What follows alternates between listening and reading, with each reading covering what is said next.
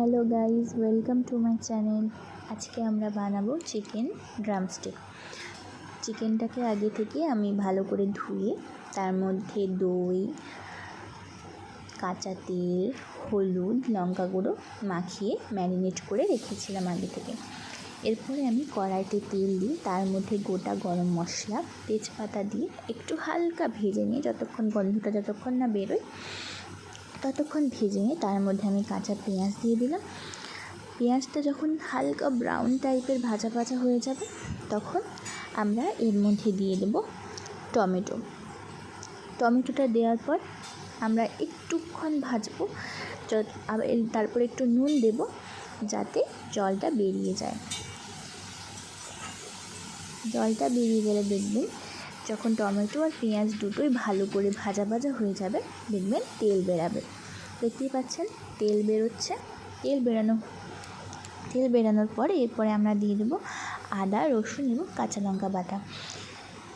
এটাকে দিয়ে ভালো করে নাড়িয়ে নেব, ভালো করে হালকা আছে ভেজে নেব। এবং আপনাদের চাইলে ঢাকা দিয়েও ভাজতে পারেন। ঢাকা দিয়ে ভাজলে মশলাটা খুব ভালোভাবে ভাজা হয় এবং মশলার ফ্লেভারটা আরও খুব ভালোভাবে আসে।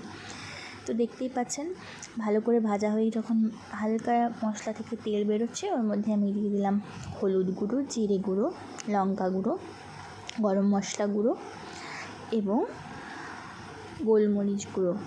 মশলাগুলোকে ভালো করে পেঁয়াজ, আদা, রসুন বাটার সাথে ভালো করে মিক্স করে আমি আরও ভাজলাম। হালকা জল দিতে পারেন, জল দিয়েও ভাজতে পারেন। যখন মশলাটা হালকা ভাজা হয়ে যাবে আপনারা দেখবেন যে মশলা থেকে তেল বেরোচ্ছে এবং মশলাটা কড়াই থেকে দেখবেন ছেড়ে ছেড়ে আসছে। তো দেখতেই পাচ্ছেন খুব সুন্দরভাবে মশলাটা আমি একসাথে করে নিচ্ছি। এরপরে মশলাটা ভাজা হয়ে গেলে এর মধ্যে আমি দিয়ে দেবো চিকেনগুলো। একে একে চিকেনগুলো দিয়ে দেব এবং তারপরে দেওয়া হয়ে গেলে একটু মশলার সাথে আমরা চিকেনটাকে মিশিয়ে নেব।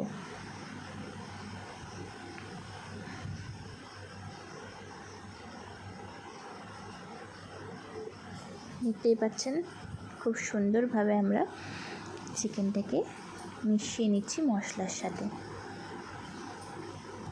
মিশিয়ে নেওয়াটা জরুরি, কারণ নইলে মশলা আর চিকেনটা একসাথে মিক্স হবে না, ফ্লেভারটা আসবে না। দেখতেই পাচ্ছেন মশলার সাথে চিকেনটা আমি মিক্স করে দিলাম। এরপর আমি এটাকে ঢাকা দিয়ে একটু রেখে দেব। ঢাকা খোলার পর দেখতেই পাচ্ছেন মশলা থেকে কি সুন্দর তেল বেরোচ্ছে এবং কালারটা খুব সুন্দরভাবে এসছে। খুব সুন্দর লাগছে কালারটা।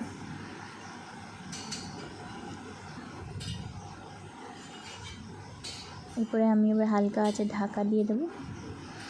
ঢাকা দেওয়ার পর যখন আমি ঢাকা খুলবো তখন আপনারা দেখতে পাবেন যে এটা লাল রঙের হয়ে গেছে। মশলাটা খুব সুন্দর ভাজা হয়েছে।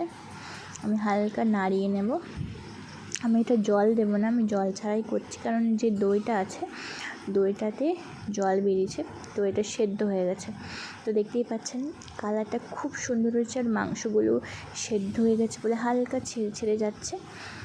তো এটাই আপনারা রুটি বা ভাতের সাথে খুব ভালোভাবে খেতে পারেন।